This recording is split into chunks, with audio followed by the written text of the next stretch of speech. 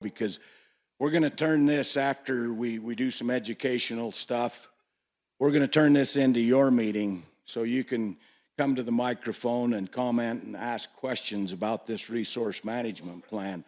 We've been working on it for over a year, and the genesis of this meeting is because of the BLM and their failure to educate the public in Escalante, Utah, in Garfield County, in Escalante, Utah, the other evening. I went to that meeting, and it was like a science fair, and we had a lot of frustrated people, including my good friend Wade Barney, and he says, we just want to ask a question and get the honest answer. We need to know.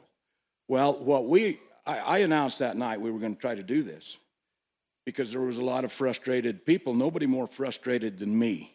And so it's really good. We know a lot because we've been working on it for over a year, this resource management plan. But the public doesn't. And the BLM is supposed to educate the public during this so-called scoping process, public process, and they haven't done it. So we've got everything to answer any question you have. We've got slides. We can go to the map. We don't want to bore you with a lot of talk from us. This is your meeting, but we do have a special person here tonight, the Attorney General of the state of Utah. You have serious concerns about this federal resource management plan, and you should. And the federal government is not listening to you. You have leaders like Leland Pollock who are strong and loud and shouting from the rooftops. And even then, the federal government is not listening. You even have people who work for the federal government who are from our communities. They're us, and they know what's potentially coming. And they've warned their bosses, and they've explained the importance of what we have and why it's so good and why we need to protect it. And still the federal government is not listening.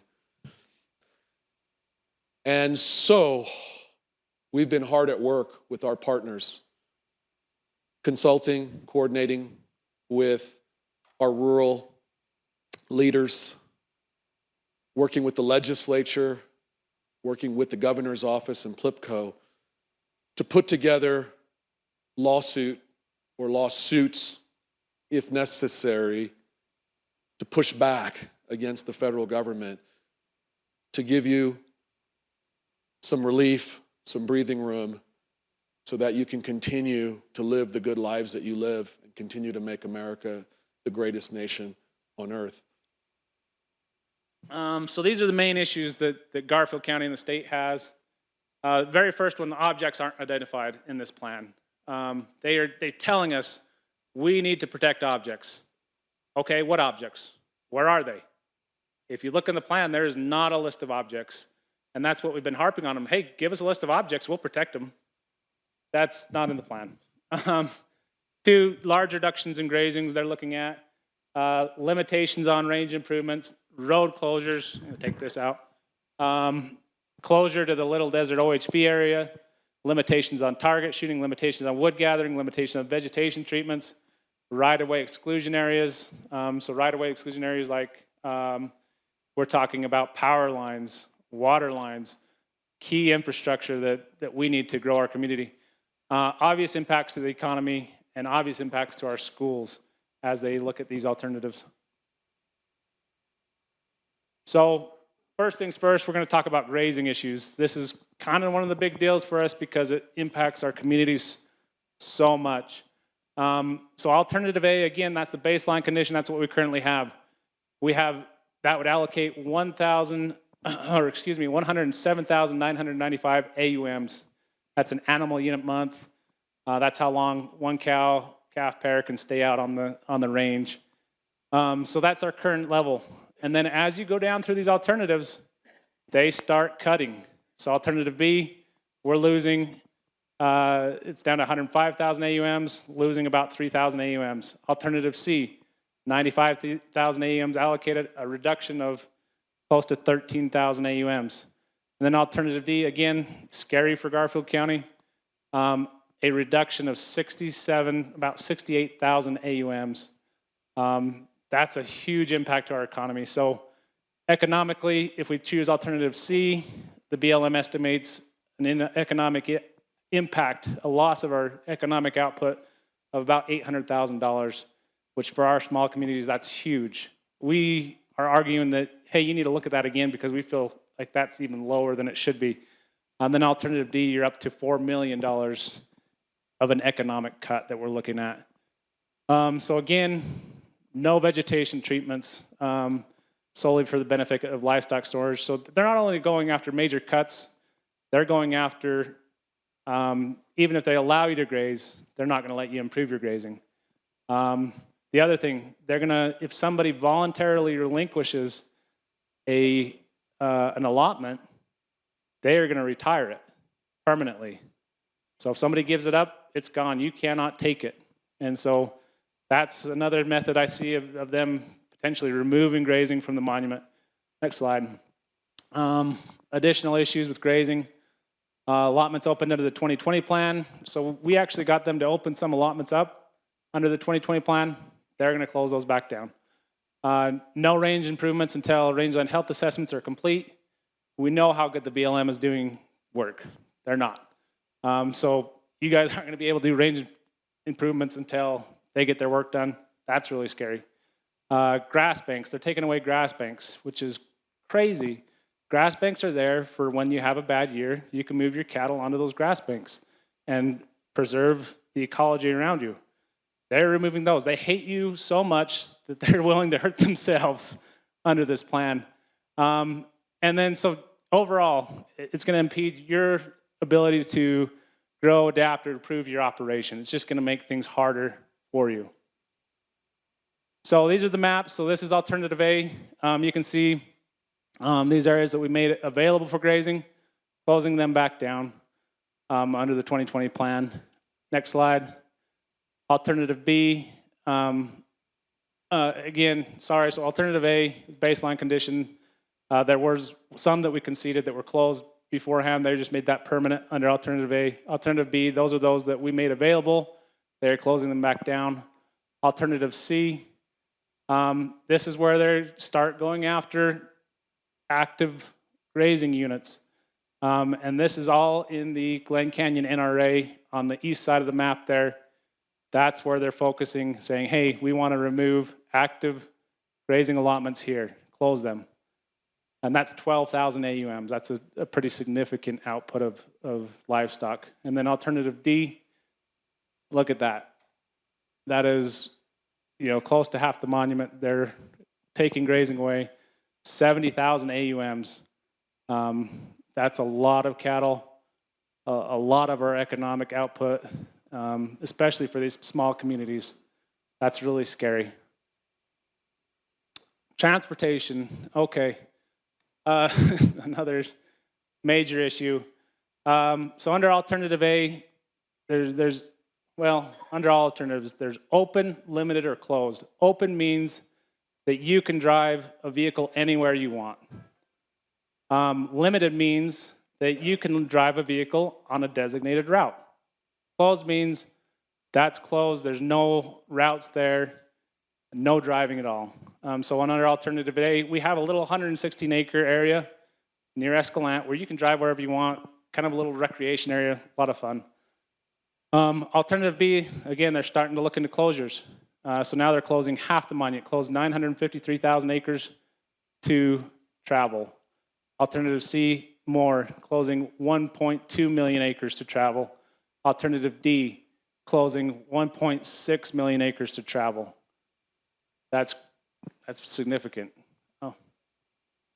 Motorized and mechanized, yes, thank you. So what I want to make clear here is the BLM will tell you we are not closing any roads, which I think is very misleading. They're telling you that because right now they have some designated routes. And under this plan, they're not closing any designated routes. But we as Garfield County recognize there are routes out there, thousands of miles of them, that you guys are actively using currently that are undesignated routes. And in this way, they are going to be closing those. So alternative A, all roads will be considered. Even if they're in future travel management, all roads will be considered to be designated or undesignated. But alternative B, now we start reducing this.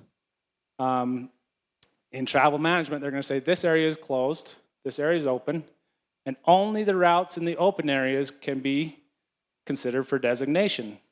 Same with C, same with D. We're going to have issues there. So let's go to the maps just for time's sake. Who's it? Oh.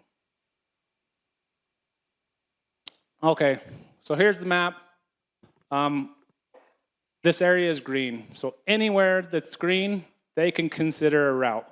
Whether it's designated, undesignated, in future travel management planning, they can consider all routes, which that's what we asked for under the Trump plan. Let's go out and individually look at routes, understand their impact, and decide if we want them open or closed. And then people will stay on them. Next slide. Alternative B. Okay, now we're looking at closed areas. And the black lines on this map, we are seeing, hey, this is where Garfield or Kane County has identified roads that are undesignated but are still being used, which we claim.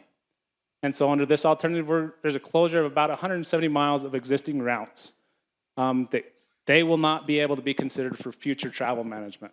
They'll be removed from consideration. Next slide. Alternative C, a lot more red area. Now we're looking at approximately 520 miles of routes that currently aren't designated, but now they can never be designated because they're removing it from consideration. Alternative D, again, scary. That's scary. I don't know how you guys are going to manage livestock. I don't know how you guys are going to manage recreation. The entire area, all those black lines are routes that will be removed from future consideration, saying, hey, that's closed. You guys, we're not going to look at them. We're not going to look at them for travel management. They're done. Really scary. Dave, how much did they consult with you guys before putting out those maps? 0 on that. On travel management, they said, we're going to do travel management in the future. All we're going to do is designate open and closed areas. So we figured they might have a few little closed areas where there's an object. Okay.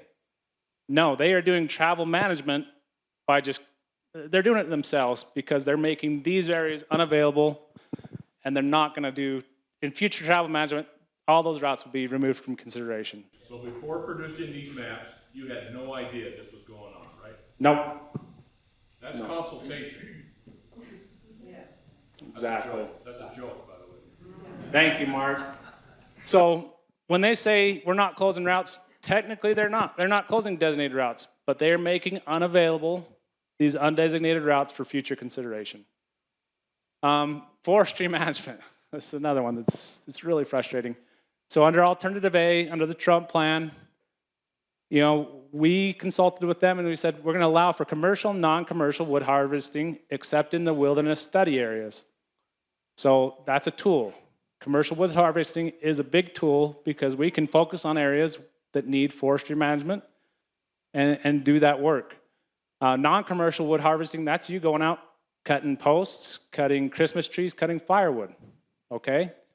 So under alternative B, they took out commercial wood harvesting, took the tool out of the toolbox, threw it away. And they're gonna allow non-commercial wood harvesting with a permit in certain areas. Same with alternative C and same with alternative D. And let's look at those maps. So this is alternative A. That's the WSA. That's the wilderness study area. And we said, okay, we're not going to do any cutting in there. That's a big chunk, but we'll deal with it. Alternative B, again, they're allowing for maximum discretionary use here. So pretty similar to A, actually. They just closed a few more areas. I think this is the primitive zone. Now this is alternative C. This is their preferred alternative for you. Where are you going to go cut a Christmas tree? If you live in Escalante, if you live in Tropic, Cannonville, Henryville, or a fence post, or collect wood, this monument boundary abuts your community. And so they are really limiting you on where you can actually go get some wood. And that's alternative D, no non-commercial wood harvesting, period. ACEC, so there's areas of environmental concern and research natural areas. You'll hear these as ACECs, NRAs. These are special designation areas that special interest groups really propose and say, hey, we want extra protection here. Generally, they limit multiple use. They're going to say, hey, we really want to protect this area. I thought we were protecting monument objects, but now they're protecting things, I don't know why. So let's go through the maps. Alternative A, we only had one research natural area. That was No Man's Mesa, 2,800 acres, very small. Alternative B, this is the maximum discretionary use alternative. Well, you see, alternative B has the most of these ACECs and RNAs because they're saying, oh, we're going to give you the maximum discretionary use except for here, here, here, and here, and here, and here. And so they kind of they kind of trick you this way because they're saying, well, we're going to remove 90,000 acres from those discretionary uses. Alternative C, 57,000 acres. Alternative B, 2,800 acres. Because alternative D, they're saying, well, you can't really go in there anyway, so we don't care. So here's the maps of that. That's the current NRA, a little blip on the map there, 2,800 acres. Alternative B. These, again, are saying, hey, we're going to look at these special designations, extra protection, likely major limitations in your discretionary uses. They haven't decided them exactly yet, what the limitations will be, but that's where they will be looking at them. And then alternative C, a little bit less. Alternative D, again, back to the original because you can't go in there anyway. Target shooting. This cracks me up. Alternative A, you can go target shoot wherever you want. It's not a big deal. There are rules that you need to be a certain distance from houses and roads and things like that. Just very common sense. But they hate target shooting. Okay, here's alternative B. Major limitations, primitive areas. Go ahead, next one.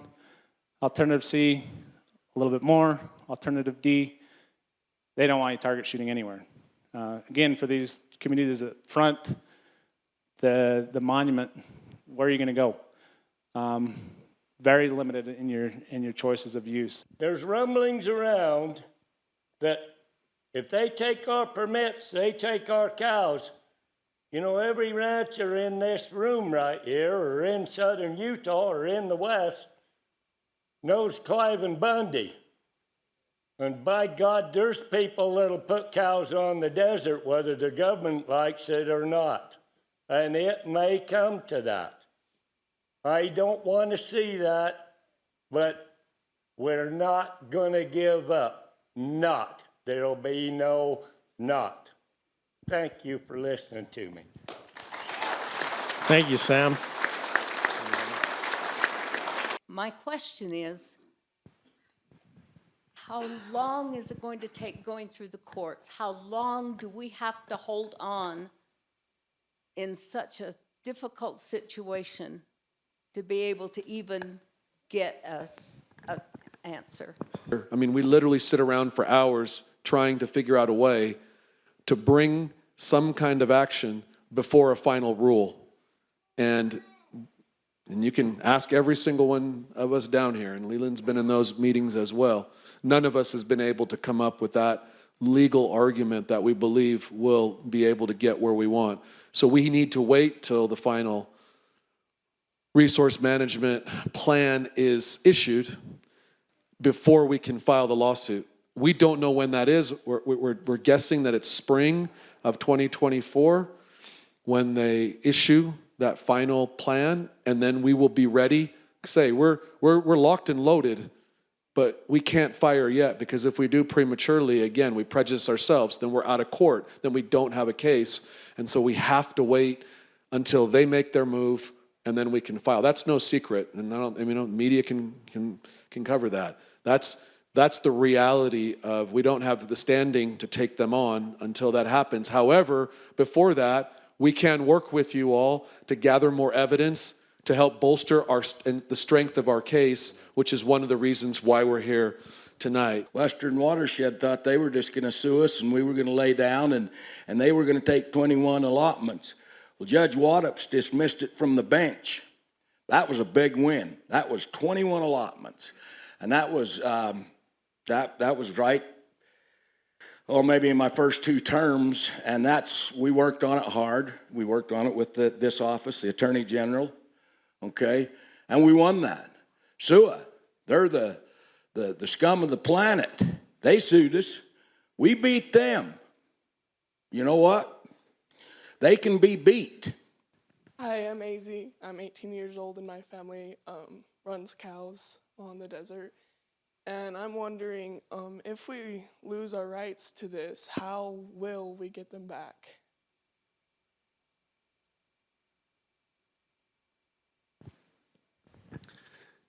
You won't get them back. And that's why this is such an important fight. And we need everyone, including you, Maisie, young people. We need people of all ages and all backgrounds to be using whatever voice they have. I'm Darrell Spencer. I'm 4th generation rancher here. My great grandfather helped settle Orderville, just over the hill from here. I have 10 grandkids, they're 6th generation. This is our culture. This is our ancestral lands. I live in Johns Valley, part of Reggie's old ranch. We run. If this plan goes through, Plan C or D, we'll lose about 4,000 AUMs. I think the biggest problem is people don't understand where we get those, how we get those rights. You know, that we buy those. If you do the math, what are those AUMs worth right now? Probably at least 300. You're saying 500?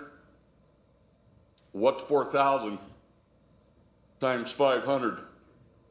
2 million. We're just gone, done. And you wonder why these ranchers are willing to fight tooth and nail? Because you're going to take everything they've worked their whole life for. And I'm real glad to see you guys from the state of Utah here and calling them grazing rights, because the last meeting I went to, they weren't called grazing rights. And they're trying to convince us we don't have rights. And if we believe that, we'll lose them. And that'll just be the first one. Then they're going to come after everything else, your water rights, your property rights. They're already coming after our right to speak.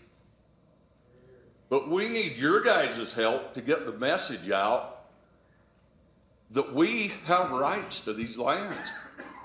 We bought and paid dearly for these, and they're still paying for them. And they're just going to wipe them out, take them away from us.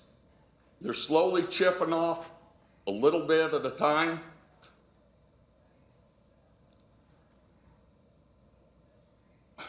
We need your help. We need your help getting people to understand that, because that's the biggest dilemma. We can go against the government. We'll never outgun them. We'll never win that way. We need the hearts of the people. We need them to understand.